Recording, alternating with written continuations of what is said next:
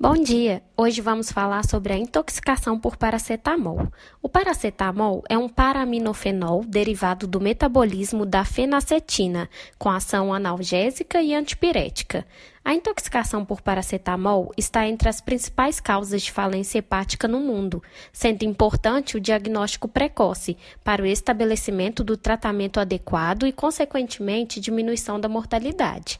Está presente em diversas apresentações e combinações medicamentosas e em mais de 100 fármacos de venda livre. Os fármacos incluem preparações para crianças em líquido, comprimidos e cápsulas, e ainda em diversas preparações para resfriados e tosse. Muitos fármacos prescritos também contêm paracetamol. Consequentemente, superdosagem de paracetamol é comum. É comum os pacientes se apresentarem assintomáticos ou apenas com leves sintomas gastrointestinais no quadro inicial.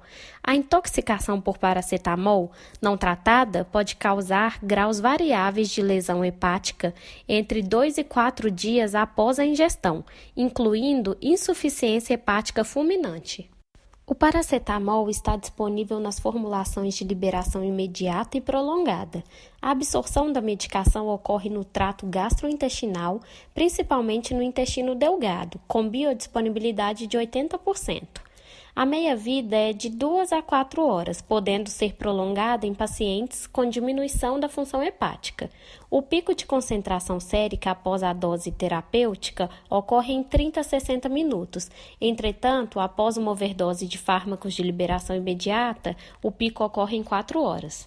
A posologia recomendada de paracetamol é 4 gramas ou 75 miligramas por quilo em 24 horas para um paciente adulto. Qualquer ingestão excedente é considerada superdosagem. Em intoxicações crônicas, doses cumulativas ingeridas num período de 8 horas, define-se como dose tóxica a ingestão de 10 gramas por dia, por 2 dias em adultos, 150 miligramas por dia por 2 dias em crianças. Estão associados a maior hepatotoxicidade, uso crônico de bebidas alcoólicas, uso concomitante de medicações que induzam o citocromo P450-2E1, como anticonvulsivantes, antihistamínicos, alterações genéticas nas isoenzimas do citocromo P450, como ocorrida na síndrome de Gilbert e o tabagismo. O efeito tóxico ocorre devido à ação de um metabólito gerado pela CYP2E1, a enzima do citocromo P450, o N-acetil-P-benzoquinoneimina, NAPQI. Em doses terapêuticas, esse metabólito é conjugado e detoxificado pela glutationa hepática antioxidante. Em caso de superdosagem, quando os estoques de glutationa estão depletados, inicia o processo de dano hepático. A quantidade livre de NAPQI se liga rapidamente aos hepatócitos, iniciando o processo de injúria com necrose hepatocelular centrolobular, que pode se seguir por uma resposta inflamatória secundária a partir das células de Kupffer, em um segundo estágio, estendendo a zona de lesão hepática. A intoxicação aguda divide-se em 4 estágios. A fase 1, a ausência de injúria hepática, pode acontecer nos 30 minutos até 24 horas. Assintomático ou manifestações clínicas inespecíficas, náuseas, vômitos, palidez. Exames laboratoriais de função hepática se mantêm normais ou apresentam discreta elevação de transaminases. Fase 2. Início da injúria hepática, entre 24 a 72 horas. Dor no quadrante superior direito e aumento do fígado. Ocorre melhora dos sintomas da primeira fase. A aspartato aminotransferase é o marcador mais sensível para detectar o início da hepatotoxicidade e precede evidências de disfunção hepática, aumento do INR e de bilirrubinas. Pode ocorrer uma perda de função renal. Fase 3. Hepatotoxicidade máxima, entre 72 e 96 horas. Reaparecimento dos sintomas da primeira fase, náuseas, vômitos, simultaneamente à icterícia, confusão mental, como a hemorragia. Os níveis de aspartato aminotransferase e da alanina aminotransferase são maiores a 10.000 unidades internacionais por litro. A normalidade de TP/INR, glicose, lactato, creatinina e pH são essenciais para detectar o prognóstico e o tratamento. Desfechos desfavoráveis geralmente ocorrem nesta fase, com falência hepática fulminante. Se o paciente sobreviver, ocorre resolução completa da disfunção hepática sem sequelas. Fase 4. Resolução. 4 dias a 2 semanas. Pacientes que sobrevivem ao terceiro estágio entram numa fase de recuperação da função hepática. A recuperação histológica ocorre após a melhora clínica e pode demorar até 3 meses. Após este período, não se encontram evidências de fibrose hepática. Intoxicação crônica. As manifestações clínicas ocorrem num curso semelhantes às observadas no quadro agudo. Entretanto, alterações da função renal são mais comuns. Após 5 dias, a hepatotoxicidade melhora ou progride para a insuficiência de múltiplos órgãos, a qual pode ser fatal. A abordagem geral em pacientes suspeitos de intoxicação deve incluir os seguintes dados: identificação dos agentes envolvidos, avaliação da gravidade, dose ingerida estimada, intenção do uso suicida ou não, padrão do uso agudo ou crônico, tempo da ingestão e condições clínicas que possam predispor ao dano hepático. A amostra sérica para a dosagem do paracetamol deve ser obtida dentro de 4 a 24 horas após a ingestão. Em pacientes com história de ingestão há mais de 24 horas, o nível sérico deve ser utilizado apenas para confirmar o consumo da medicação, e a anamnese associada aos níveis de aspartato aminotransferase e alanina aminotransferase devem ser determinantes na decisão do tratamento. No quadro de intoxicação aguda, deve-se solicitar primeiramente a dosagem sérica de paracetamol e alanina aminotransferase. Caso estejam alterados, podem ser solicitados TP/INR, bilirrubinas, gama-GT, eletrólitos, fosfato, lactato e exames de função renal. Neste caso, os exames de função hepática e o TP devem ser repetidos a cada 24 horas, até que os níveis de alanina aminotransferase comecem a decair.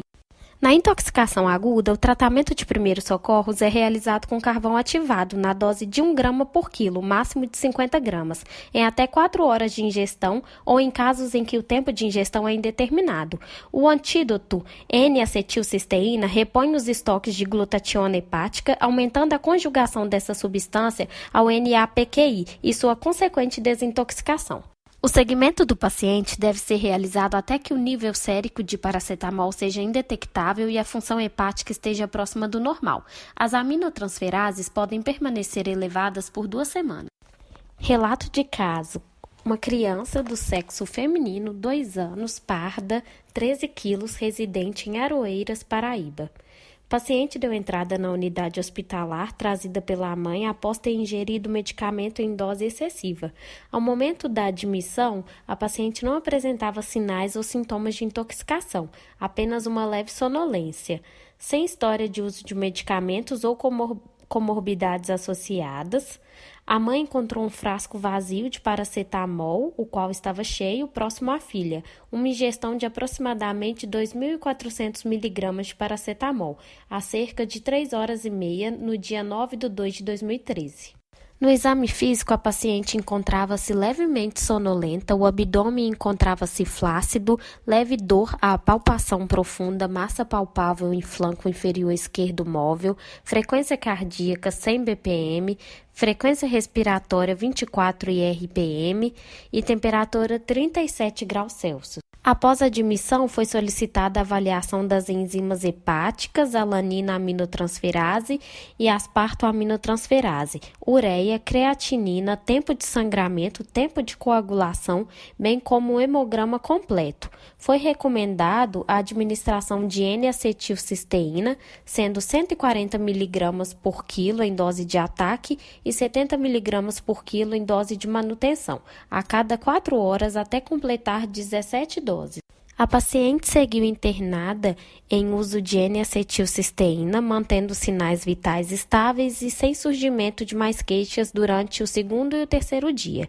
Os exames mostraram elevação das transaminases e discreta elevação de creatinina, permanecendo normais os demais exames. No 10º dia, a paciente evoluiu com melhora clínica e nos achados laboratoriais do coagulograma, recebendo alta hospitalar. Nesse relato, a avaliação clínica e a anamnese auxiliaram no diagnóstico e tratamento da paciente.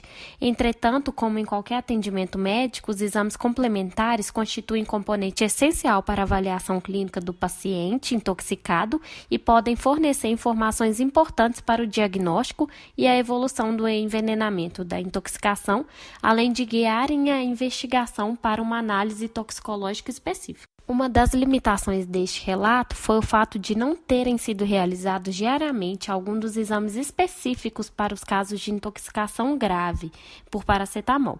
Portanto, é sugerido que em todos os casos de história de exposição ao paracetamol, os Centros de Informação e Assistência Toxicológica recomendem o seguinte protocolo na admissão. 1. Identificação da dose ingerida e o tempo decorrido até o atendimento para que se considere a necessidade ou não de utilizar a N-acetilcisteína e se observem sinais e sintomas no paciente.